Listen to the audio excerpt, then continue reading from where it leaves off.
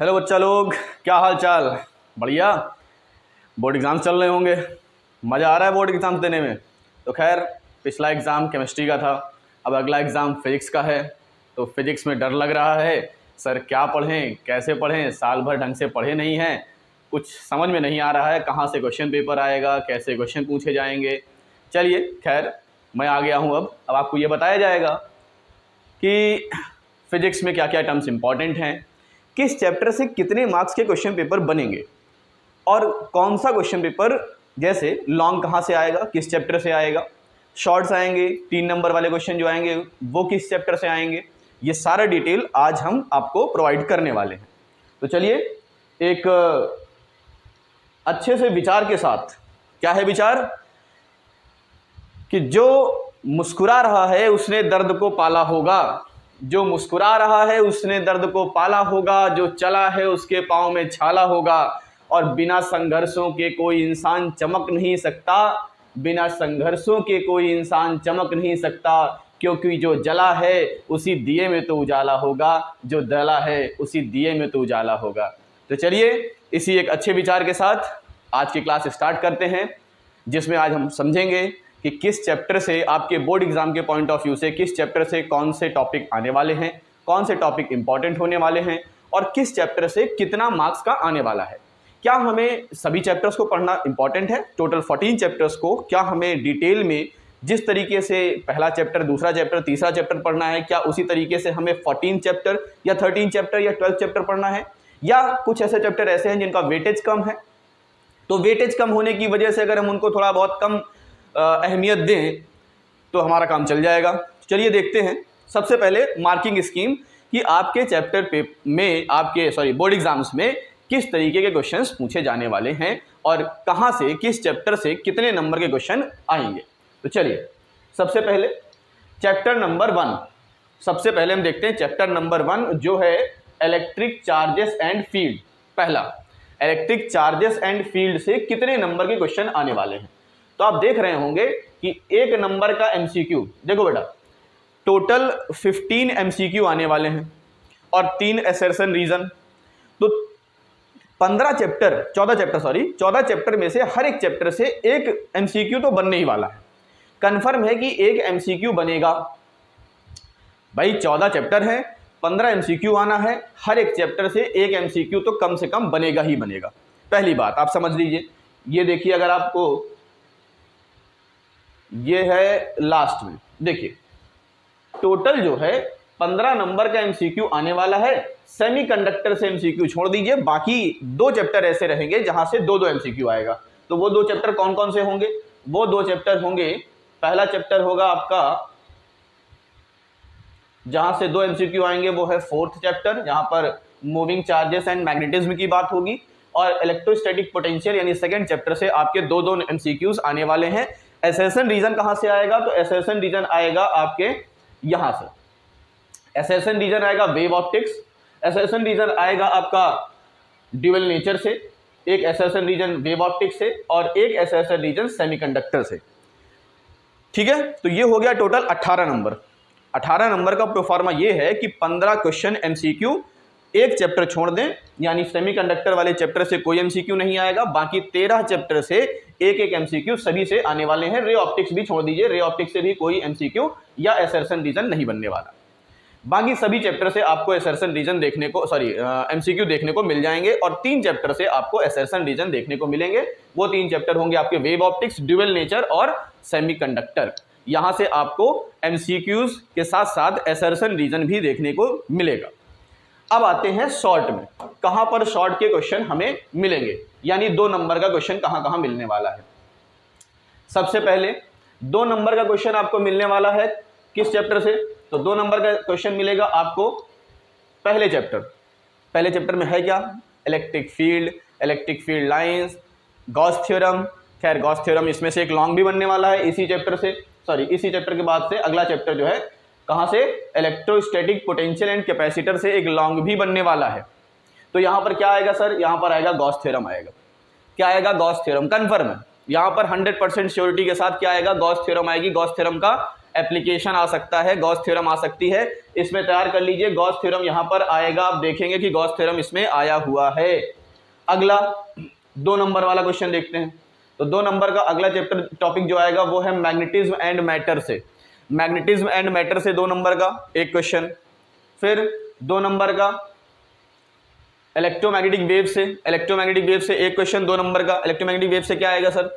तो electromagnetic waves में बहुत सारी चीजें हैं नहीं। पहला तो इलेक्ट्रोमैग्नेटिक वेव्स की डेफिनेशन, फिर मैक्सवेल के 4 इक्वेशन, फिर इलेक्ट्रोमैग्नेटिक स्पेक्ट्रम और इलेक्ट्रोमैग्नेटिक वेव्स की प्रॉपर्टीज। ये 4 टॉपिक पढ़ लीजिए, यहां से 2 नंबर कंफर्म है। 2 क्या 3 नंबर कंफर्म है कि आपको ये 1 नंबर एमसीक्यू भी उसी से मिलेगा। एमसीक्यू भी कहीं से बाहर नहीं बनाने वाला, एमसीक्यू भी इन्हीं टॉपिक से बनने वाला है। कौन कौन से टॉपिक? इलेक्ट्रोमैग्नेटिक इंडक्शन की डेफिनेशन, मैक्सवेल के 4 इक्वेशन, इक्वेशन तो रट सकते हैं 4 equation, properties of electromagnetic waves, electromagnetic waves के प्रॉपर्टीज, और लास्ट में इलेक्ट्रोमैग्नेटिक वेव्स का स्पेक्ट्रम, जिसमें आप पढ़ेंगे गामा रेज, जिसमें आप पढ़ेंगे यूवी रेज, जिसमें आप पढ़ेंगे रेडियो वेव्स, जिसमें आप पढ़ेंगे अल्ट्रावायलेट, सॉरी अल्ट्रावायलेट ही यूवी होता है यार, सर आप क्या बता रहे हैं, जिसमें आप पढ़ेंगे क्या एक्स रेज, जिसमें आप पढ़ेंगे विजिबल रेज, इन सब चीजों के बारे में आप जानने वाले हैं। तो इसको पढ़ लीजिएगा। 3 नंबर का क्वेश्चन 100% इन 4 टॉपिक से आने वाला है। इलेक्ट्रोमैग्नेटिक वेव्स 3 नंबर आपको देके जाएगा, 4 टॉपिक तैयार कीजिए। फिर 2 नंबर का क्वेश्चन एक बनेगा रे ऑप्टिक्स से। तो रे ऑप्टिक्स है, रे ऑप्टिक्स से क्या क्वेश्चन बन सकता है? तो रे ऑप्टिक्स से आपको क्वेश्चन बन सकता है, अगर आपने ध्यान से पढ़ा होगा कि अगर स्फेरिकल सरफेस है तो वहां पे लाइट का रिफ्रैक्शन कैसा होता है। वहां पे टोटल 8 डायग्राम बनते हैं बेटा, वहां टोटल 8 डायग्राम बनते हैं। 4 बनते हैं रेयर से लाइट डेंसर मीडियम पर जाएगी, और 4 बनते हैं जब लाइट डेंसर मीडियम से रेयर मीडियम पर जाती है। वो पूरा केस 8 डायग्राम में से एक डायग्राम यहां पर 2 नंबर में कंफर्म है कि आएगा। फिर आती है बात वेव ऑप्टिक्स की। तो वेव ऑप्टिक्स में कंफर्म, वेव ऑप्टिक्स के 4 पॉइंट याद कर लीजिए, इन्हीं 4 पॉइंट से ये 4 नंबर आएगा, इन्हीं 4 पॉइंट से ये 4 नंबर आएगा। पहला सर वेव फ्रंट की डेफिनेशन याद कर लीजिए। क्या याद कर लीजिए? वेव फ्रंट की डेफिनेशन याद कर लीजिए। फिर क्या याद कर लीजिए? Types of wave front. 3 प्रकार के वेव फ्रंट होते हैं। कितने प्रकार के? 3 प्रकार के। Plane wave front, spherical wave front और सिलेंड्रिकल वेव फ्रंट। ये 3 प्रकार के वेव फ्रंट होते हैं, उनका डायग्राम याद कर लीजिएगा। स्फेरिकल कैसे बनेगा? ये सर्कल बनाओ, यहाँ डॉट बनाओ, यहाँ लाइन बना दो, क्या बन गया? स्फेरिकल वेव फ्रंट बन गया। सिलेंड्रिकल बनाना है, एक लाइन बनाओ, ऐसे सिलेंडर बना दो, क्या बन गया?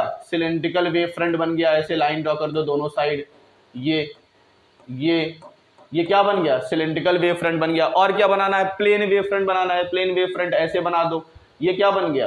प्लेन वेव फ्रंट बन गया। काम खत्म। डायग्राम याद कर लीजिए, काम खत्म होने जाने वाला है। डायग्राम याद रखेंगे, तीनों वेव फ्रंट, काम खत्म। फिर क्या सर? पहला वेव फ्रंट की डेफिनेशन हो गया, दूसरा टाइप्स ऑफ वेव फ्रंट हो गया, ये 3 प्रकार के। तीसरा हाइगेंस पॉस्टुलेट। हाइगेंस ने 3 पॉस्टुलेट दिए थे, वो 3 पॉस्टुलेट रट्टा मार लीजिए। पहला पॉस्टुलेट वेव फ्रंट की डेफिनेशन ही है, पहला पॉस्टुलेट वेव फ्रंट की डेफिनेशन ही है। दूसरा पॉस्टुलेट सेकेंडरी वेवलेट क्या होती है इसके बारे में। तीसरा पॉस्टुलेट न्यू वेव फ्रंट कैसे बनेगा उसके बारे में, जहां पर क्लोज्ड एनवलप बनता है, फॉरवर्ड एनवलप बनता है। ये वाला डायग्राम, जिसमें आपने डायग्राम पढ़ा होगा, कुछ ऐसा बनाते हैं, सर्कल जैसा बनाते हैं, ऐसा बनता है, फिर ये बनता है, ये डायग्राम आपने पढ़ा होगा। ठीक है, तो ये टोटल मिला करके इन, और एक टॉपिक और छूट रहा है, सॉरी एक टॉपिक और छूट रहा है, कौन कौन सा? Proving of laws of reflection and proving of laws of refraction with the help of Huygens principle. इन 4 पॉइंट को पढ़ लीजिए, इन 4 पॉइंट से 4 नंबर आपको कंफर्म मिल जाएंगे 100%। आइए अगला 2 नंबर का क्वेश्चन कहां से आने वाला है? वेव ऑप्टिक्स हो गया। 2 नंबर का और कहां से आएगा? एटम से आएगा। एटम से क्या आएगा?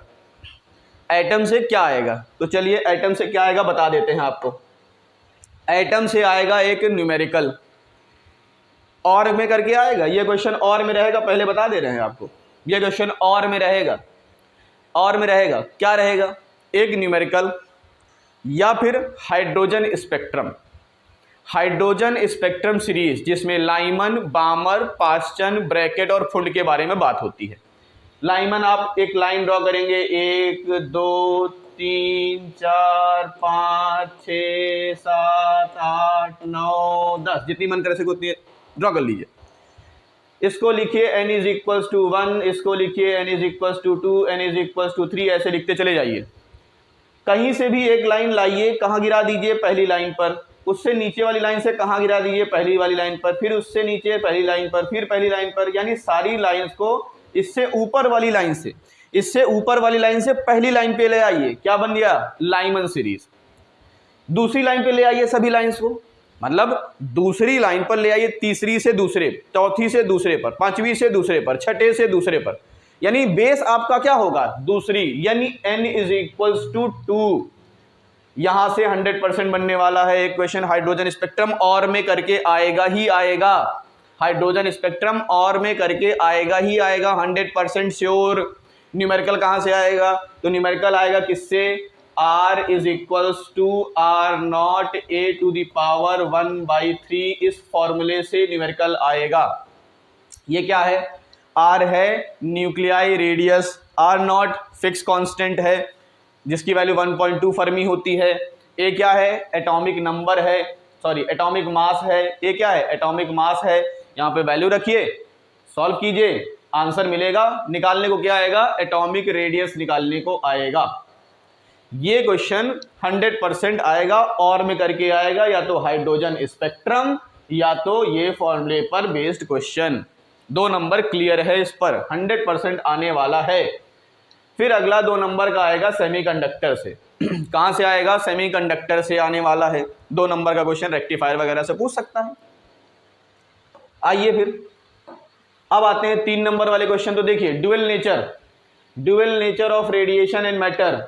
Dual nature of radiation and matter कितना लेके बैठा है? 6 नंबर। 2 क्वेश्चन आएंगे 3-3 नंबर के, 3-3 नंबर के 2 क्वेश्चन आएंगे। क्या पढ़ना है सर? सबसे पहले क्या पढ़ेंगे आप? Laws of electromagnetic, sorry laws of radiation. क्या पढ़ेंगे? Laws of radiation. रेडिएशन के लॉ क्या होते हैं? 4 लॉ होते हैं, उसको याद कर लीजिए। उसके बाद प्रैक्टिकल एग्जामिनेंस, यानी प्रैक्टिकल जब होता है, प्रैक्टिकली जब किया गया होगा फोटो इलेक्ट्रिक का, यानी ड्यूअल नेचर का या रेडिएशन का जब एक्सपेरिमेंट किया गया था, तो उससे 4 कुछ रिजल्ट आए थे। उन रिजल्ट को याद कर लीजिए। तो रिजल्ट हो गया, लॉज ऑफ रिफ्लेक्शन हो गया, आइंस्टीन वेव थ्योरी हो गई, आइंस्टीन की wave theory, de Broglie wavelength, de Broglie wavelength की डेफिनेशन, डी ब्रॉगली वेवलेंथ का इक्वेशन, यानी डी ब्रॉगली वेव इक्वेशन जिसे कहते हैं, और de Broglie wavelength of an electron. 4 point पढ़ लीजिए। इन 4 पॉइंट से ये 6 नंबर का क्वेश्चन, 2 क्वेश्चन 100% फिक्स है। इन 4 पॉइंट को पढ़ लीजिए। 2 क्वेश्चन, 3-3 नंबर के 2 क्वेश्चन बेटा फिक्स है कि आएगा ही आएगा। लिख के ले लो, नहीं आएगा तो बताना। फिर 100% आएगा ये क्वेश्चन पेपर में छपेगा ही छपेगा 100% श्योरिटी के साथ। अब बात करते हैं 3 नंबर का और कहां से आएगा। तो 3 नंबर का कहां से आएगा? एक आएगा इलेक्ट्रोमैग्नेटिक इंडक्शन से, और क्या आएगा? एक आएगा अल्टरनेटिंग करंट से। अल्टरनेटिंग करंट से क्या आएगा? अल्टरनेटिंग करंट से 3 नंबर का क्वेश्चन 100% एलसीआर का क्या आएगा? एलसीआर का क्या आएगा? न्यूमेरिकल आएगा। एलसीआर का क्या आएगा? न्यूमेरिकल आएगा। 100% ले लो, 100% एनसीआर का लोकेशन आपको न्यूमेरिकल मिलने वाला है। यहां पर और में क्वेश्चन रहेगा, पहले बता दे रहे हैं, और में रहेगा। ये क्वेश्चन किस में रहेगा? और में रहेगा। एक तो एलसीआर का न्यूमेरिकल आएगा, और दूसरा क्या आएगा? दूसरा ट्रांसफार्मर आ सकता है, या फिर रेजोनेंस की कंडीशन आ सकती है। रेजोनेंस वाला डायग्राम आ सकता है, कुछ ऐसा, अगर आपने डायग्राम पढ़ा हो, कुछ ऐसा क्यू फैक्टर वाला डायग्राम, ऐसा कुछ क्यू फैक्टर वाला डायग्राम, या तो क्यू फैक्टर वाला डायग्राम आ जाएगा, या तो क्या आ जाएगा? एलसीआर। एलसीआर तो फिक्स है, एलसीआर का न्यूमेरिकल तो फिक्स है। इसके साथ या तो रेजोनेंस दे देगा, या तो ट्रांसफार्मर देगा, और में रहेगा एक क्वेश्चन इसका, एक क्वेश्चन इसका, 100% इसको देना है। 3 नंबर और कहां से आएगा? 3 नंबर कहां से आएगा? तो 3 नंबर आएगा आपका इलेक्ट्रोमैग्नेटिक इंडक्शन। इलेक्ट्रोमैग्नेटिक इंडक्शन से क्या आएगा? लेंज लॉ आएगा, फैराडेज लॉ आ सकता है। खैर ये बहुत बड़ा चैप्टर है नहीं, ज़्यादा पॉइंट्स है नहीं इसमें। अभी देखेंगे कौन कौन से पॉइंट्स हैं इसके अंदर और कौन कौन से इंपॉर्टेंट है वो भी देखेंगे। उसके बाद फिर देखते हैं क्या 3 नंबर में क्या आएगा? Moving charges and magnetism. Moving charge and magnetism, अभी कुछ डेरिवेशन बताने वाला हूँ, जो डेरिवेशन 100% आने वाले हैं आपके बोर्ड एग्जाम्स में, 100%, उसमें कोई दो राय नहीं। देखिएगा फिर 5 नंबर वाले आते हैं। तो 5 नंबर वाले की कहानी देखिए कहाँ से बनेगी। एक तो 5 नंबर का क्वेश्चन बनेगा आपका कैपेसिटेंस से, पैरेलल प्लेट कैपेसिटर। कहाँ से? Parallel plate capacitor. फिक्स है कि आना है न्यूमेरिकल के साथ, एक न्यूमेरिकल रहेगा 100%। यहाँ पर आएगा एक करंट इलेक्ट्रिसिटी, एक न्यूमेरिकल, और उसके साथ डेरिवेशन, ओम्स लॉ का प्रूविंग पूछ सकता है, डेरिवेशन ऑफ ओम्स लॉ, जहाँ पर रेजिस्टेंस के बारे में वेरिएशन पूछा गया था तो वो आ सकता है, मोबिलिटी आ सकती है, ड्रिफ्ट वेलोसिटी के बारे में पूछ सकता है, और एक न्यूमेरिकल या एक 5 नंबर का रे ऑप्टिक्स से, 100% रे ऑप्टिक्स से आने वाला है 5 नंबर का क्वेश्चन।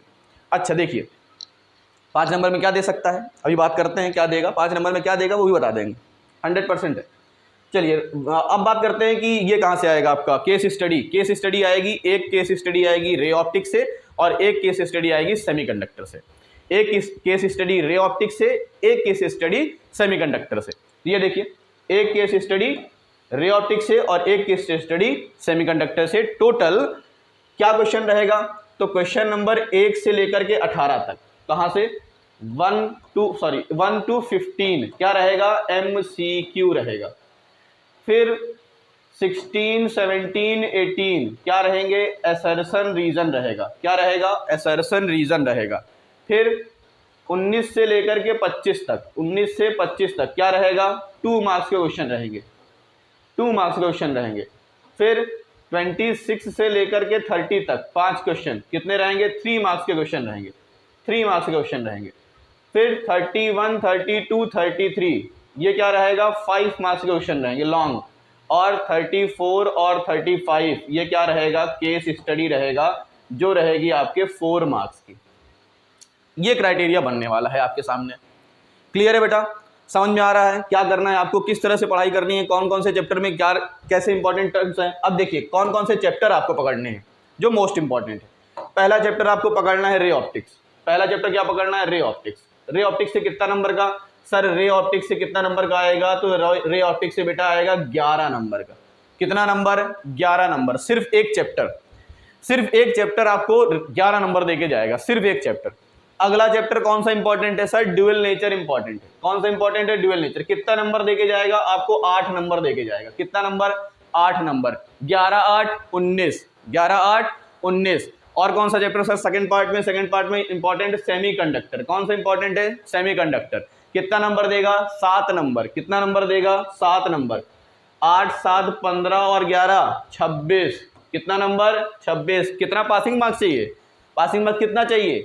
70 में से 23 नंबर। कितना चाहिए? 70 में से 23 नंबर। 3 चैप्टर कितना दे रहा है? 26 नंबर। सिर्फ 3 चैप्टर, बाकी 14 चैप्टर है। 14 में से 11 छोड़ दीजिए, 3 पढ़ के जाइए, पास हो गए। लेकिन 26 के 26 करके आओ तब पास हो गए, ऐसा थोड़ी ना पास हो जाओगे। चलिए ये इंपॉर्टेंट समझ में आए कौन कौन से चैप्टर इंपॉर्टेंट है। सेकंड पार्ट में आपको सिर्फ 3 चैप्टर पढ़ के जाना है। सेकंड चैप्टर में सिर्फ 3 चैप्टर मन लगा के पढ़ लीजिए। सेकंड पार्ट में सिर्फ 3 चैप्टर मन लगा के पढ़ लीजिए, बाकी 3 को छोड़ दीजिए। बाकी 3 है क्या? Wave optics. वेव ऑप्टिक्स में क्या बोले थे? हाइगेंस वाला पढ़ना चाहते हो पढ़ो, नहीं पढ़ना चाहते छोड़ दो। अगर ज़्यादा मुश्किल लग रहा है, अच्छा लग रहा है, समझ में आता है, बिल्कुल पढ़िए। नहीं आता है समझ में, स्किप करिए। अब टाइम नहीं है आपके पास। 1-2 चैप्टर आपको अगर बिल्कुल नहीं पढ़े हैं आप, इन 2 चैप्टर को बिल्कुल छोड़ दीजिए, इनको बिल्कुल छोड़ दीजिए। अगर आपने पढ़ा नहीं है साल भर में, तो अगर 12th की पढ़ाई आपने अच्छे से नहीं की है, आपने एटम और न्यूक्लियाई नहीं पढ़ा है, तो लास्ट टाइम पर इनको पकड़ने की, इनको छूने की बिल्कुल भी ज़रूरत नहीं है, क्योंकि ये टाइम कंज्यूमिंग है, लंबा चैप्टर है। न्यूक्लियस बहुत लंबा चैप्टर है और कितना नंबर देता है? सिर्फ 1 नंबर देता है। सिर्फ 1 नंबर का क्वेश्चन यहाँ से बनेगा, वो भी MCQ में आएगा। छोड़ सकते हैं आप अगर आपने साल भर तैयारी नहीं की है, लेकिन अगर आपने पढ़ा है साल भर तो बिल्कुल आप पढ़ करके जाएंगे, क्योंकि नीट या जेई में इससे क्वेश्चंस अच्छे क्वेश्चंस आते हैं। तो जो पढ़ने वाला है, जिसको नीट और जेई देने हैं, उससे अच्छे से पढ़ाई होगा 12th और 11th। जिसने नहीं देना है, जिसको नहीं पढ़ना है, उसकी बात अलग है। तो वो 2 चैप्टर ये छोड़ सकते हैं जो लास्ट टाइम में तैयारी करने की कोशिश कर रहे हैं। वो इन 2 चैप्टर को पढ़ने की कोशिश ना करें बेटा, क्योंकि ये दोनों चैप्टर बहुत ज्यादा मार्क स्कीम के नहीं है और लंबे चैप्टर हैं, खास करके न्यूक्लियस, एटम तो छोटा है।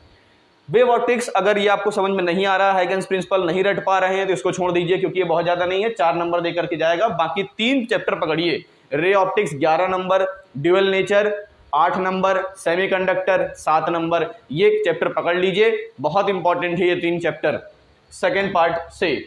फर्स्ट पार्ट में आइए तो इलेक्ट्रोमैग्नेटिक वेव्स आप छोड़ सकते हैं। फर्स्ट पार्ट में इलेक्ट्रोमैग्नेटिक वेव से 3 नंबर का आता है, उसको आप पढ़ना चाहें, इलेक्ट्रोमैग्नेटिक स्पेक्ट्रम पढ़ना चाहते हैं, जैसे मैंने बताया मैक्सवेल के इक्वेशन हो गए, इलेक्ट्रोमैग्नेटिक वेव्स की डेफिनेशन हो गई और इलेक्ट्रोमैग्नेटिक वेव्स की प्रॉपर्टीज़ हो गई, ये पढ़ लीजिएगा जरूर। अच्छा 2-3 क्वेश्चन अभी मैं बताने वाला हूँ कहाँ कहाँ से इंपॉर्टेंट है, वो काफ़ी इंपॉर्टेंट क्वेश्चन होंगे वो। आइए अब बात करते हैं कि सर 5 नंबर में कहाँ से क्वेश्चन बनेगा। तो थोड़ा सा हम आते हैं आपके सिलेबस पर। आपके सिलेबस के पॉइंट ऑफ व्यू से कौन कौन से टॉपिक इंपॉर्टेंट हैं, कहाँ से क्वेश्चन बनते हैं, कहाँ से क्वेश्चन बनाया जा सकता है, या हर साल कैसे बनते हैं। बेटा कम से कम पिछले 10 से 20 साल का क्वेश्चन पेपर खंगालने के बाद मैं बता रहा हूँ, इतना एक्सपीरियंस है कि कौन से टॉपिक से क्वेश्चन पेपर बनेगा, कौन से टॉपिक से क्वेश्चन पेपर में नहीं आएगा, ये सारा आइडिया है। ट्रस्ट में, भरोसा करिए। तो देखिए सबसे पहले चैप्टर से क्या आएगा। पहले चैप्टर से जो श्योर है, क्या श्योर है, 100% आएगा। क्या आएगा पहले चैप्टर से, क्या आएगा बेटा, statement of Gauss theorem and its application. यहां से एक क्वेश्चन 100% श्योर है बनेगा। एक क्वेश्चन 100% श्योर है। क्या आएगा, या तो गॉस थ्योरम स्टेटमेंट, अगर 3 नंबर में आया तो, वैसे 3 नंबर में नहीं आएगा जैसे हमने देखा अभी, 2 नंबर में आएगा। तो 2 नंबर में आएगा तो गॉस थ्योरम की स्टेटमेंट एक न्यूमेरिकल, या फिर इट्स एप्लीकेशन, सीधे एप्लीकेशन दे देगा, फिर वहां पे आपको गॉस थ्योरम नहीं पूछेगा। अगर 2 नंबर का क्वेश्चन आएगा तो गॉस थ्योरम नहीं पूछेगा, सिर्फ एप्लीकेशन पूछेगा। अगर 3 नंबर में आएगा तो गॉस थ्योरम और एप्लीकेशन दोनों पूछेगा। अगर 2 नंबर में आएगा तो गॉस थ्योरम के साथ एक न्यूमेरिकल पूछेगा। किस पर न्यूमेरिकल पूछेगा, इलेक्ट्रिक फ्लक्स पर न्यूमेरिकल पूछेगा। किस पर न्यूमेरिकल, इलेक्ट्रिक फ्लक्स पर न्यूमेरिकल पूछेगा। 100% यहां से फिक्स है कि क्वेश्चन, ये क्वेश्चन फिक्स है कि आएगा ही आएगा। अब आइए बात करते हैं ये जो ऊपर लिखा हुआ है इसमें से क्या आएगा। अगर सब कुछ इसी में से दे देगा तो यहां क्या देगा, एक एमसीक्यू था ना, एक एमसीक्यू था। और मैग्नेटिज्म एंड मैटर वाला चैप्टर उठाते हैं। तो मैग्नेटिज्म और मैटर वाले में देखिए ध्यान से, पहले यहां पढ़ लेते हैं, वो अगले स्लाइड में है। यहां देखिए आपको क्या मिलने वाला है, इलेक्ट्रिक डाइपोल। कहां गया भैया इलेक्ट्रिक डाइपोल, ये देखिए electric field lines, electric dipole, electric field due to dipole, torque on a dipole in uniform electric field. दिख रहा है electric field due to dipole लिखा हुआ है। Electric field due to dipole बेटा हमने पढ़ा था 2 कंडीशन होती है, एक होता है इक्वेटोरियल और एक होता है एक्सियल, या जिसे हम कहते हैं एंड ऑन पोजीशन। तो एंड ऑन पोजीशन और इक्वेटोरियल पोजीशन, या फिर एक्सियल और इक्वेटोरियल पोजीशन, इन दोनों से। अब देखिए यहां पर इलेक्ट्रिक डाइपोल लिखा था, थोड़ा सा 5वें चैप्टर पर चलते हैं। कहां चलते हैं, 5वें चैप्टर पर। चौथा भैया हो गया, ये है 5वां चैप्टर, ये आ गया 5वें चैप्टर। यहां देखते हैं क्या लिखा हुआ है। देखिए क्या लिखा है, देखो, magnetic field intensity due to magnetic dipole. वहां क्या था, electric field due to electric dipole. यहां पर क्या है, magnetic field due to magnetic dipole. ठीक है, अब वही 2 कंडीशन, कौन कौन सी, along its axis and perpendicular to its axis. मतलब या तो एक्सियल पोजीशन या फिर परपेंडिकुलर पोजीशन, जिसे हम इक्वेटोरियल कहते हैं। अब यहां लिखा है qualitative treatment only. Qualitative treatment only का क्या मतलब है, इसका यह मतलब है कि इसमें आपको डेरिवेशन नहीं पढ़ना है।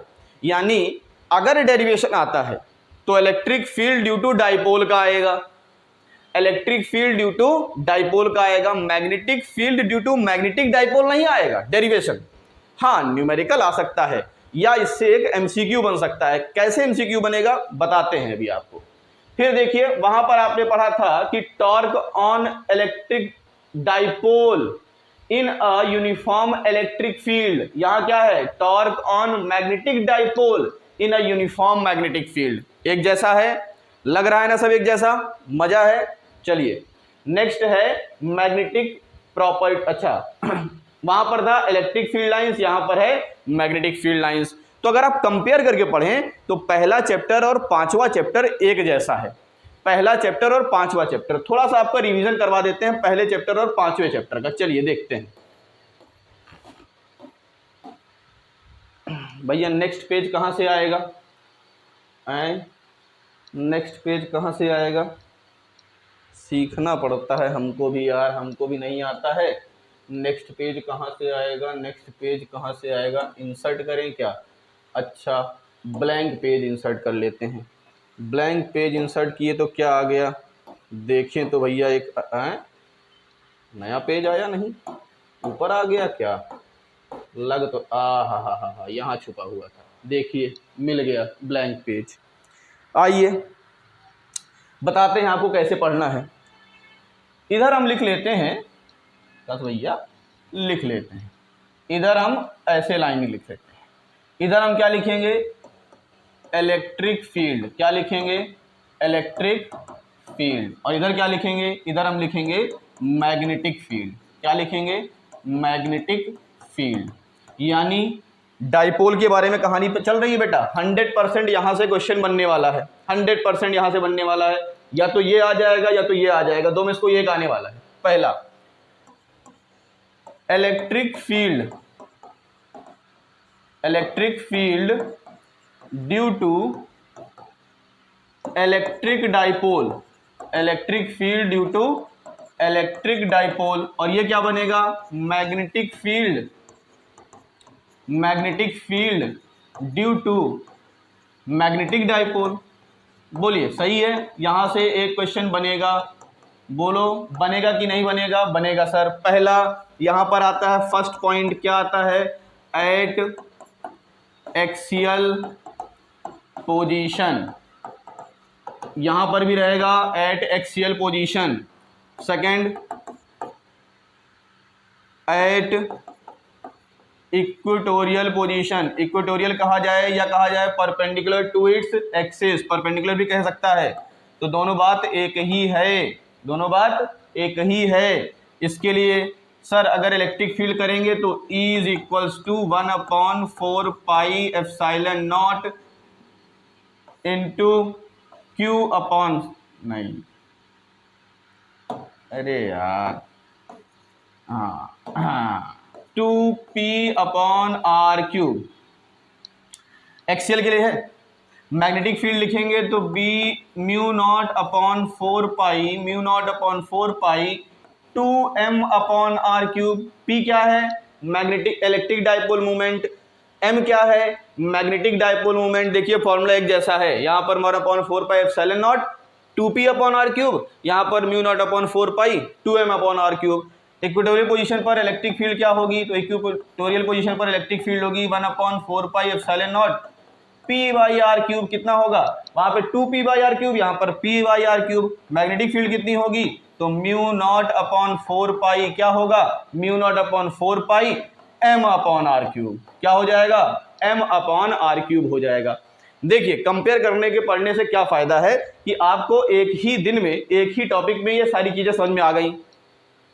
अब आपको दिमाग क्या लगाना है कि अगर इलेक्ट्रिक फील्ड आ गया तो ये लगाएंगे, मैग्नेटिक फील्ड आ गया तो ये लगाएंगे एक्सियल पोजीशन पर, और इक्वेटोरियल पोजीशन पर आ गया ये, और मैग्नेटिक फील्ड आ गया तो ये लगाएंगे। अब आपसे एमसीक्यू कैसे पूछ सकता है, एमसीक्यू पूछा जा सकता है, what is the relation between electric field at axial position and at equatorial position, या फिर what is the relation between magnetic field due to magnetic dipole at axial position and at equatorial position. दोनों question पूछ सकता है। तो दोनों question के जवाब देखिए कैसे आप मिलेंगे, दोनों क्वेश्चन के जवाब आपको कैसे मिलेंगे। देखिए आपने ध्यान से पढ़ा होगा, देखा होगा यहाँ पर कि इलेक्ट्रिक फील्ड जो एक्सियल पर होती है वो 2P बाई आर क्यूब है, और जो इक्वेटोरियल है वो कितना है, P बाई आर क्यूब है।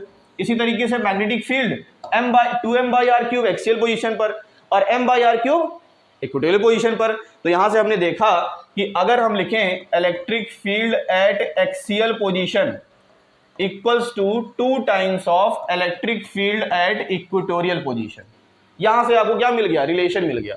इसी तरीके से आप मैग्नेटिक फील्ड के लिए लिख सकते हैं, magnetic field at axial position is equals to 2 times of magnetic field at equatorial position. यहां से आपका क्वेश्चन एक एमसीक्यू सॉल्व हो जाएगा।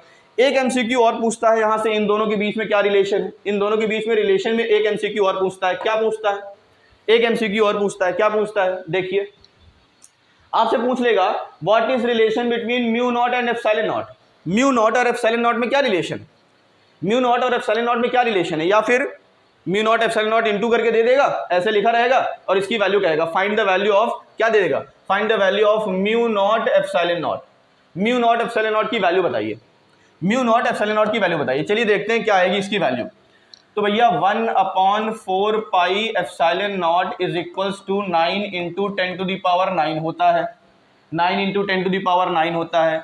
म्यू नॉट अपॉन 4 पाई क्या होता है, म्यू नॉट अपॉन 4 पाई होता है, सर कितना होता है mu not upon 4 pi, mu not upon 4 पाई होता है 10 टू द पावर -7। कितना होता है, 10 टू द पावर -7। चलिए दोनों को डिवाइड कर देते हैं, डिवाइड करने पर क्या मिलेगा, 1/4 pi epsilon not divided by mu not upon 4 pi is equals to 9 into 10 to the power 9 divided by 10 to the power -7। ये चला जाएगा 9 इंटू 10 टू द पावर 16, यहाँ 4 पाई से 4 पाई उड़ गया, और क्या बचा 1 upon mu not epsilon not is equals to 9 into 10 to the power 16 बचा। कितना हो गया, 10 टू द पावर 16 हो गया। तो 1 upon mu not epsilon not is equals to, इसको लिख सकते हैं 3 इंटू 10 टू द पावर 8 का होल स्क्वायर, या फिर 1 upon mu not epsilon not is equals to C square, या फिर mu not epsilon not is equals to 1 upon C square, 1 upon C square, ये लिख सकते हैं। यही रिलेशन है। अब बताओ मजे की बात, एक बार हमने पढ़ाया बच्चों को, ये डेरिवेशन करके बता दिए, अब एग्जाम में एमसीक्यू में ये ऑप्शन में था ही नहीं। ऑप्शन में था क्या, ऑप्शन में था under root mu not epsilon not is equals to 1 upon C, ये था। बच्चे कहे सर आपने तो हमें ये पढ़ाया ही नहीं था। अब बताइए क्या यहाँ पर mu not epsilon not is equals to 1 upon C square लिखा है, तो क्या हम इसको under root mu not epsilon naught equals to 1 upon C नहीं लिख सकते? बताइए, ऐसे ऐसे हो जाते हैं दिक्कत। खैर आप लोग ये गलती ना करिएगा, देखिएगा ये जरूर लगा के आइएगा, इस तरह का एक क्वेश्चन आपको मिल जाएगा। चलिए अच्छा, एक इंपॉर्टेंट और, इलेक्ट्रोमैग्नेटिक वेव से ई नॉट, क्या इलेक्ट्रिक फील्ड और मैग्नेटिक फील्ड का जो रेशियो होता है, इलेक्ट्रिक फील्ड और मैग्नेटिक फील्ड का जो रेशियो होता है, इलेक्ट्रोमैग्नेटिक वेव्स के कंडीशन में बता रहा हूं और किसी में मत लगा दीजिएगा। ये इलेक्ट्रिक फील्ड और मैग्नेटिक फील्ड का जो रेशियो होता है वो किसके बराबर होता है, वो सी के बराबर होता है। सी मतलब स्पीड ऑफ लाइट के बराबर होता है, सी यानी स्पीड ऑफ लाइट के बराबर होता है। सिर्फ इलेक्ट्रोमैग्नेटिक वेव्स की कंडीशन में रहेगी, बाकी किसी कंडीशन में ये ना कर दीजिएगा, नहीं तो हो जाएगा गड़बड़।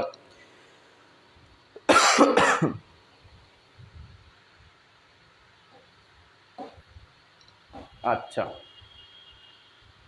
तो चलिए अब यहां से क्या पढ़ना है आपको, यहां से देखिए, यहां से आपको पढ़ना है क्या, इलेक्ट्रिक पोटेंशियल। अच्छा यहां पर बनेगा आपका इलेक्ट्रिक पोटेंशियल डिफरेंस या electric potential due to point charge, dipole and a system of charge, equipotential surface, equipotential energy of a system of two particle in an electrostatic field. यहां पर कहानी क्या बनती है कि डाइपोल, मान लीजिए डाइपोल है, ये माइनस क्यू होता है, इधर इधर प्लस क्यू होता है। इससे कह सकता है कि एक्सियल पोजीशन पर बताइए इसकी फील्ड क्या होगी, पोटेंशियल कितनी होगी। एक्सियल पोजीशन पर पोटेंशियल पूछ सकता है या इक्वेटोरियल पोजीशन पर पोटेंशियल पूछ सकता है, पूछेगा ही पूछेगा, एमसीक्यू आएगा, इक्वेटोरियल पोजीशन पर पूछेगा, इक्विपोटेंशियल सरफेस पूछेगा, भैया कंफर्म है, बता दे रहे हैं। यहां से क्या बनेगा भैया, यहाँ पर इलेक्ट्रिक पोटेंशियल क्या होता है, यहाँ पर इलेक्ट्रिक पोटेंशियल होता है जीरो, इलेक्ट्रिक फील्ड जीरो नहीं होती, ध्यान रखिएगा।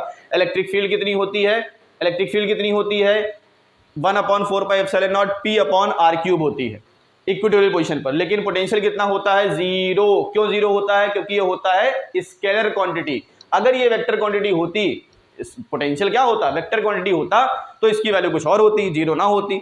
अगर आपसे क्वेश्चन में पूछ लिया जाए कि कोई डाइपोल है, क्या है डाइपोल, उस डाइपोल का अगर आपसे पूछ लिया जाए कि इक्विपोटेंशियल सरफेस कहां होगा, इस डाइपोल का क्या ड्रॉ कर दीजिए, डाइपोल का इक्विपोटेंशियल सरफेस ड्रॉ कर दीजिए। क्या ड्रॉ कर दीजिए, डाइपोल का इक्विपोटेंशियल सरफेस। तो बेटा कैसे बनाओगे डाइपोल का, सबसे पहले बनाओगे क्या, एक डाइपोल, सबसे पहले क्या बनाओगे, एक डाइपोल बनाओगे, ये बना दिया, ये माइनस क्यू लिख दिया, ये क्या लिख दिया, प्लस क्यू लिख दिया, इनके बीच की डिस्टेंस क्या दिखा दिए, इनके बीच की डिस्टेंस को आपने 12 दिखा दिया, और इसके मिड पॉइंट से, कहां से, इसके मिड पॉइंट से, कहां से, इसके मिड पॉइंट से, अरे यार यहां से,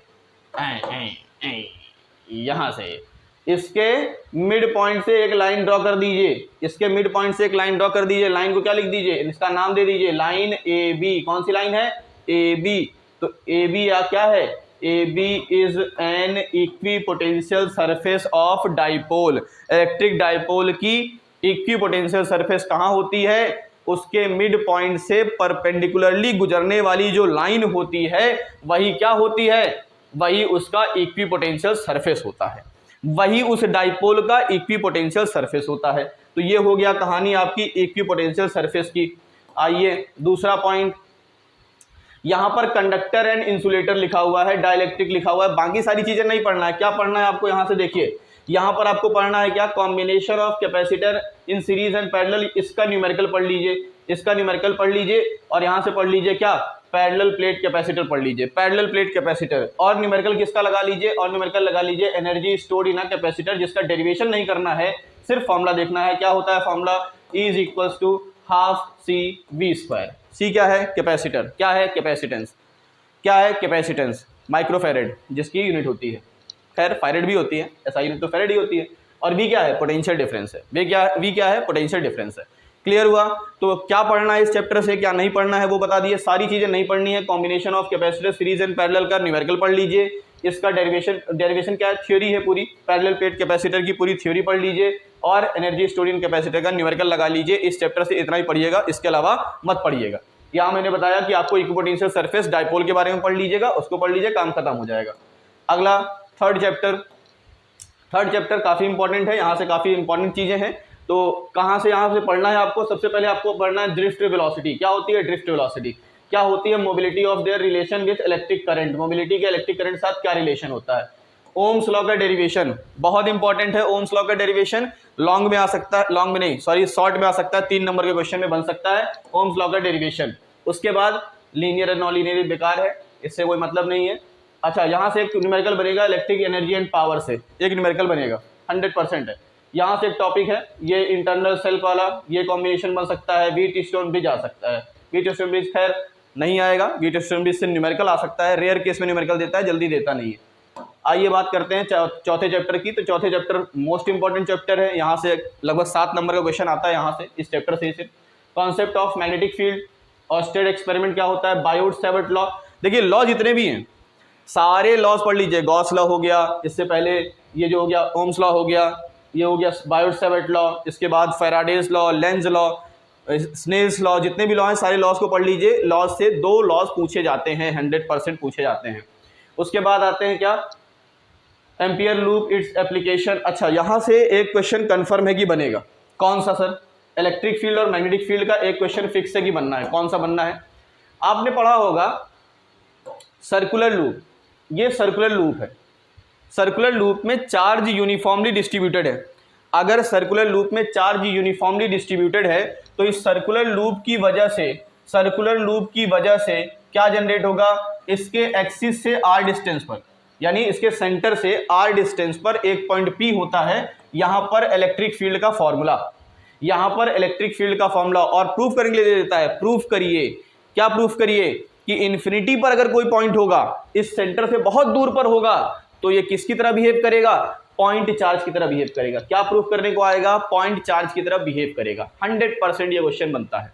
एक ये क्वेश्चन आएगा, या तो मतलब 2 में से कोई एक आएगा, डेरिवेशन बता दे रहे हैं पहले से ही, 2 में से कोई एक डेरिवेशन 100% श्योर है कि आएगा, 100% श्योर है कि आएगा। 2 डेरिवेशन में से कोई एक डेरिवेशन, या तो इलेक्ट्रिक फील्ड या तो करंट कैरिंग सर्कुलर कॉइल का मैग्नेटिक फील्ड। क्या आएगा, करंट कैरिंग सर्कुलर कॉइल का मैग्नेटिक फील्ड। या तो इस करंट सर्कुलर रिंग में क्या कर दिया, यूनिफॉर्मली चार्ज डिस्ट्रीब्यूट कर दिया, उसके सेंटर से r डिस्टेंस पर एक पॉइंट P ले लिया, जिसको हम एक्सिस पर कहते हैं, यहां पर इलेक्ट्रिक फील्ड का डेरिवेशन। या तो ये कोई करंट लूप है, क्या है, एक लूप है जिसमें क्या फ्लो हो रहा है, करंट फ्लो हो रहा है। और हम जानते हैं जब किसी कंडक्टर में करंट फ्लो करते हैं तो क्या जनरेट हो जाती है, मैग्नेटिक फील्ड बन जाती है, और स्टेट ने बताया था। तो अगर मैग्नेटिक फील्ड जनरेट होगी तो इससे r डिस्टेंस पर एक पॉइंट P होगा, जहां पर हमें मैग्नेटिक फील्ड फाइंड करना होगा। ये लिख के ले लीजिए कि एक डेरिवेशन ये या तो इलेक्ट्रिक फील्ड वाला या तो सर्कुलर रिंग वाला डेरिवेशन 100% आएगा, चाहे इलेक्ट्रिक फील्ड का पूछ ले चाहे मैग्नेटिक फील्ड का पूछ ले, इसमें कोई रोक नहीं सकता बेटा। ये आएगा ही आएगा। 3 नंबर में आए, 5 नंबर में आएगा तो एक न्यूमेरिकल के साथ आएगा, 3 नंबर में आएगा तो सिर्फ डेरिवेशन आएगा। 100% लिख के दे रहा हूं, इसको पढ़ लेना जरूर। ये 3 नंबर में या फिर 5 नंबर में आएगा ही आएगा। 5 नंबर में आएगा तो न्यूमेरिकल के साथ आएगा, 3 नंबर में आएगा तो न्यूमेरिकल नहीं रहेगा, सिर्फ डेरिवेशन रहेगा। इसको आपको पढ़ना जरूर है, इसको मत छोड़िएगा। कंफर्म है कि आएगा ही आएगा, ठीक है। चौथा चैप्टर चल रहे थे हम लोग ampere law, ampere circuit law. मैंने बताया कि आप सारे लॉस पढ़ लीजिए, सारे लॉस से आपको आसानी से मिल जाएगा। Force on current carrying conductor, uniform magnetic field. एक क्वेश्चन आपका बन सकता है न्यूमेरिकल, कंफर्म नहीं है, बन सकता है। देखिए न्यूमेरिकल 2 बनते हैं, अगर इस चैप्टर से उठाता है तो एक डेरिवेशन अगर यहां से उठा लेगा मैग्नेटिक फील्ड से तो इलेक्ट्रिक फील्ड वाला डेरिवेशन दे देगा। अगर मान लीजिए यहां से नहीं देता है तो कहां से देगा, इलेक्ट्रिक फील्ड के रिंग वाला दे देगा। इलेक्ट्रिक फील्ड के रिंग वाला नहीं देगा तो यहां से दे देगा। तो डेरिवेशन कॉम्बिनेशन बनता है, फिक्स है। एक क्वेश्चन यहां से न्यूमेरिकल बनता है। कौन सा क्वेश्चन न्यूमेरिकल बनता है, यहां पे लिखा है, देखिए, force between 2 parallel current carrying conductors. ये लिखा है force between 2 parallel current carrying conductors, definition of ampere जिसे कहते हैं, जहां से हमें एम्पियर की डेफिनेशन मिलती है। ये पॉइंट और या फिर गैल्वेनोमीटर वाला पॉइंट, ये है गैल्वेनोमीटर वाला, मूविंग कॉइल गैल्वेनोमीटर।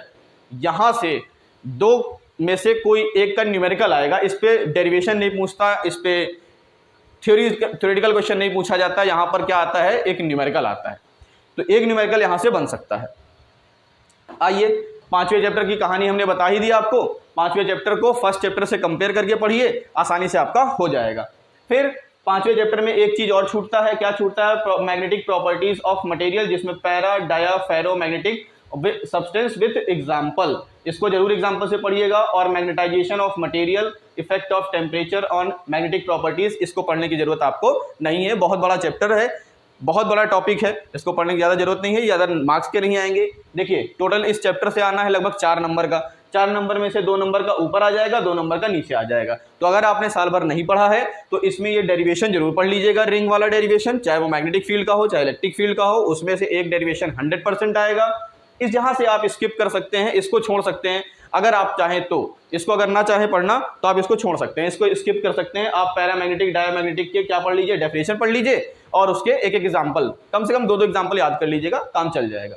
फिर सबसे छोटा सा चैप्टर पूरे आपके 12th के सिलेबस में, सबसे छोटा चैप्टर कौन सा है, इलेक्ट्रोमैग्नेटिक इंडक्शन है। यहां से इन सारे टॉपिक्स की डेफिनेशन याद करना है आपको। 3 नंबर देकर के जाएगा ये chapter, electromagnetic induction, Faraday's law, induced EMF, current, Lenz law, self and mutual induction. इतना सा टॉपिक है, इतना सा टॉपिक पढ़ लीजिएगा। छोटा सा चैप्टर है, मुश्किल से 4 से 5 पेज लगेंगे आपको पढ़ने में, और अगर आप ढंग से पढ़ेंगे तो मुश्किल से आधे घंटे के अंदर ये चैप्टर कंप्लीट हो जाएगा। 3 नंबर देके जाएगा, तो 3 नंबर आधे घंटे आराम से आप इसको तैयार कर सकते हैं। आइए अगली बात करते हैं किसकी, अगली बात हो जाए अल्टरनेटिंग करंट की। अल्टरनेटिंग करंट, मैंने बताया कि अल्टरनेटिंग करंट से एक एलसीआर का क्वेश्चन कंफर्म है, रेजोनेंस के साथ वाला क्वेश्चन बनेगा, अगर एमसीक्यू वो बनेगा, कंफर्म है कि इसके साथ क्या रहेगा, और वाला क्वेश्चन रहेगा 100%। एक छूट रहा है चैप्टर हमारा रे ऑप्टिक्स। रे ऑप्टिक्स जो 11 नंबर की है, वहां से क्या क्वेश्चन आ सकता है सर, यहां से क्या क्वेश्चन आ सकता है, यहां से एक केस स्टडी। केस स्टडी कहां से बनेगी, केस स्टडी प्रिज्म से बन सकती है। प्रिज्म वाला डिस्पर्जन वाला टॉपिक है ना, प्रिज्म वाला क्या है, ये देखिए, refraction of light through a prism, यहां से एक बन सकता है। Combination of lens, thin lens के कॉन्टेक्ट से बन सकता है यहां से। अच्छा इसमें आप बहुत छोटी सी चीज है, अगर आप ध्यान देंगे कॉन्टेक्ट वाला, यहां पर आपसे मैग्निफिकेशन पूछता है, तो मैग्निफिकेशन का फॉर्मूला होता है m1 into m2 into m3। जितने भी लेंस कॉन्टेक्ट में रखे हो सबको मल्टीप्लाई कर दीजिए, मैग्निफिकेशन, टोटल मैग्निफिकेशन आ जाएगा। पावर निकालने को कहता है तो पावर को मल्टीप्लाई मत कीजिएगा, पावर को प्लस कीजिएगा, P1 plus P2 plus P3 करिएगा। अगर मैग्निफिकेशन पूछता है तो मल्टीप्लाई करना है, पावर पूछता है प्लस करना है, magnification multiply, magnification multiply, m magnification multiply, power को प्लस करना है, पावर को प्लस करना है। तो यहां से एक कॉम्बिनेशन बन सकता है, चैप्टर बन सकता, मतलब क्वेश्चन बन सकता है आसानी से यहां से, एंड वो उसमें केस स्टडी में आ सकता है, ये केस स्टडी के लिए। अच्छा यहां से एक क्वेश्चन बनता है, क्या आपने देखा होगा, ऑप्टिकल इंस्ट्रूमेंट, ये लिखा है ऑप्टिकल इंस्ट्रूमेंट। ऑप्टिकल इंस्ट्रूमेंट में माइक्रोस्कोप, एस्ट्रोनॉमिकल टेलीस्कोप, जिसमें रिफ्लेक्टिंग और रिफ्रैक्टिंग दोनों होगा, एंड देयर मैग्नीफाइंग पावर्स। ये 100% 5 नंबर का क्वेश्चन है। किसका नंबर, 5 नंबर का क्वेश्चन है। 5 नंबर वाले क्वेश्चन में ये पड़ेगा, आपको मिलेगा, 5 नंबर वाले क्वेश्चन में ये मिलेगा ही मिलेगा, 100% मिलेगा। क्या पढ़ना है आपको, और कंपाउंड माइक्रोस्कोप, क्या पढ़ना है? कंपाउंड माइक्रोस्कोप का डायग्राम, कंपाउंड माइक्रोस्कोप का फंक्शन, कंपाउंड माइक्रोस्कोप का यूजेस कहां पर है, कंपाउंड माइक्रोस्कोप कैसे वर्क करता है, वर्किंग प्रिंसिपल पूरा। उसी तरीके से एस्ट्रोनॉमिकल टेलीस्कोप पढ़ना है। एस्ट्रोनॉमिकल टेलीस्कोप में दो टाइप के टेलीस्कोप होते हैं, एक रिफ्लेक्टिंग टेलीस्कोप, एक रिफ्रैक्टिंग टेलीस्कोप। इन दोनों का डायग्राम, इन दोनों की वर्किंग प्रिंसिपल, कैसे डायग्राम बनता है, इन सारी चीजों को आपको डिटेल में पढ़ना है। छोड़िएगा नहीं इसको, क्योंकि ये 5 नंबर में 100% आएगा। 5 नंबर में पैरेलल प्लेट कैपेसिटर, 5 नंबर में गॉस लॉ आ सकता है, गॉस लॉ से 5 नंबर आ सकता है, ओम्स लॉ का डेरिवेशन आ सकता है, ये उधर तो कंफर्म नहीं है, मतलब आ सकता है नहीं आ सकता। ओम्स लॉ देखिए, गॉस लॉ तो फिक्स है कि आना है भाई, गॉस लॉ तो फिक्स है। उधर पैरेलल प्लेट कैपेसिटर भी फिक्स है, 5 नंबर में आएगा ही पैरेलल प्लेट कैपेसिटर न्यूमेरिकल के साथ। मैंने बताया था न्यूमेरिकल में कैपेसिटर का वो पढ़ लीजिएगा, सीरीज और पैरेलल कॉम्बिनेशन वाला वो न्यूमेरिकल आता है, तो पैरेलल प्लेट कैपेसिटर के साथ आता है वो। और 5 नंबर का ये भाई, ये तो कन्फर्म है कि 5 नंबर में आएगा, तो इसको एकदम रट्टा मार के जाना है आपको। केस स्टडी हो गया, 5 नंबर का हो गया। यहाँ पर बाकी जो छोटे मोटे क्वेश्चन है, 2-3 नंबर वाले क्वेश्चन है, वो यहाँ से स्फेरिकल मिरर के क्वेश्चन बन सकते हैं, फॉर्मूला हो गया, या फिर ऑप्टिकल फाइबर पूछ लेता है कभी कभी, तो इसको आप नहीं तवज्जो देते, इसको अहमियत ज़्यादा नहीं देते हैं, इसको ज़्यादा इंपॉर्टेंट दीजिए, क्योंकि ये हाई मार्क्स का है, ज़्यादा मार्क्स दे करके जाएगा। वेव ऑप्टिक्स पढ़िए, हाइगन्स प्रिंसिपल पढ़िए, हाइगन्स प्रिंसिपल की प्रूविंग, लॉज और रिफ्रैक्शन से वहाँ से क्वेश्चन 100% आएगा। 4 टॉपिक मैंने बताए थे उस चैप्टर में, 4 टॉपिक 4 नंबर, वेव फ्रंट की डेफिनेशन, वेव फ्रंट के टाइप्स, हाइगन्स प्रिंसिपल के पोस्टुलेट्स, और उसके proving of laws of reflection and proving of laws of refraction. यहाँ से पढ़िए। एटम न्यूक्लियर छोड़ दीजिए अगर लास्ट में पढ़ रहे हैं। अगर लास्ट में नहीं भी पढ़ रहे हैं, मान लीजिए आपने पहले पढ़ा था और अब आप रिवाइज कर रहे हैं, एटम न्यूक्लियर के लिए आपके पास समय नहीं है, समय मत दीजिए। 3 नंबर का दोनों चैप्टर मिला करके आने वाला है। न्यूक्लियस लंबा चैप्टर है, स्किप कर सकते हैं, आगे बढ़िए उसको छोड़ करके। और हो सकता है कि और भी क्वेश्चंस आपको मिल सकते हैं इस चैप्टर से। सेमीकंडक्टर कहाँ गया? सेमीकंडक्टर वाले से तो बताया ही नहीं। सेमीकंडक्टर पे क्या आ सकता है? एक केस स्टडी। केस स्टडी कहाँ से आएगी? केस स्टडी कन्फर्म में आएगी IV कैरेक्टरिस्टिक्स कर्व से, यहाँ से आएगी 100%। यहाँ से केस स्टडी बनेगा, केस स्टडी यहीं से आने वाला है। यानी अगर आप अल्टरनेटिव इसका सेमीकंडक्टर की case study IV characteristics curve अच्छे से पढ़ के जाइएगा, चाहे वो फॉरवर्ड बायस का हो, चाहे वो रिवर्स बायस का हो, इसको अच्छे से पढ़िएगा। और एक क्वेश्चन 3 नंबर में आया था, इसका 3 नंबर में आना था, 3 नंबर में ना 2 नंबर में, 2 नंबर में आना था। क्या आएगा 2 नंबर में? वो भी बता दें, 100% कन्फर्म वाला क्या आएगा?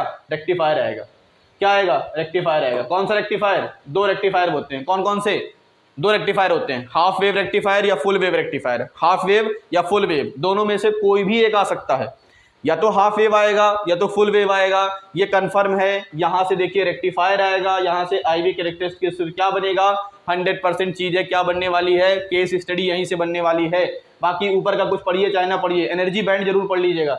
एनर्जी बैंड, ये एनर्जी बैंड इन कंडक्टर्स, एनर्जी बैंड इन कंडक्टर्स। अगर रेक्टिफायर नहीं आया, ऐसे आता है 90% केसेस में रेक्टिफायर ही देगा, अगर रेक्टिफायर नहीं आया तो फिर ये आएगा एनर्जी बैंड। अच्छा, केस स्टडी भी एनर्जी बैंड से बना सकता है, तो 3 चीजें पढ़ लीजिएगा, एनर्जी बैंड इन कंडक्टर्स पढ़ लीजिएगा, IV कैरेक्टरिस्टिक्स कर्व पढ़ लीजिएगा, और क्या पढ़ लीजिएगा? रेक्टिफायर पढ़ लीजिएगा। इसके अलावा इस चैप्टर में कुछ मत पढ़िएगा, कुछ भी नहीं पढ़ना है आपको। जितना मैंने बताया, जो जो इंपॉर्टेंट टॉपिक बताए हैं, सिर्फ उन्हीं टॉपिक पर फोकस कीजिए, उन्हीं को मन लगा करके पढ़िए, और उम्मीद करेंगे कि आपका फिजिक्स में नंबर अच्छा आएगा, आप अच्छे से क्वेश्चन पेपर को सॉल्व करेंगे।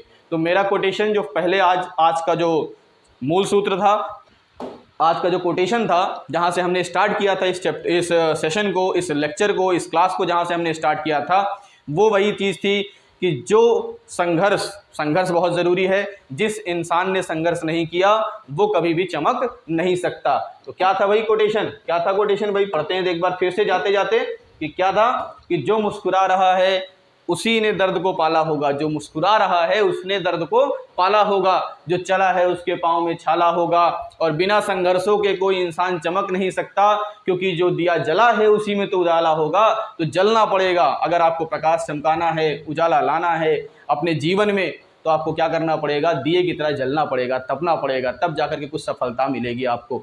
तो उम्मीद करते हैं कि आपके बोर्ड एग्जाम्स अच्छे से होंगे, आप फिजिक्स का पेपर अच्छे से करके आएंगे। देखिएगा, उम्मीद करते हैं। अब देखिए क्या क्या करके आते हैं आप लोग। तो इसी आशा, इसी उम्मीद के साथ मैं अभिषेक त्रिपाठी विदा लेता हूं आपसे आज के दिन। मिलेंगे नेक्स्ट वीडियो में, जहाँ पर हम CUET में वापस से आएंगे। हमने इससे पहले वाले लेक्चर में, इससे पहले वाले वीडियोस में हमने देखा कि हम फर्स्ट चैप्टर को सॉल्व कर रहे थे, फर्स्ट चैप्टर को सॉल्व किए थे। फर्स्ट चैप्टर को सॉल्व करने के बाद हमने उसके कुछ न्यूमेरिकल्स देखे थे। न्यूमेरिकल्स देखने के बाद और भी बाकी न्यूमेरिकल्स उसी चैप्टर के बचे हुए थे, तो बाकी उस चैप्टर के न्यूमेरिकल्स को सॉल्व करेंगे। बाकी उसके आगे या उस चैप्टर का लिंक आपको, अगर आप पढ़ना चाहते हैं CUET से रिलेटेड, उस चैप्टर का लिंक आपको, वीडियो का लिंक डिस्क्रिप्शन बॉक्स में मिल जाएगा, देखिएगा।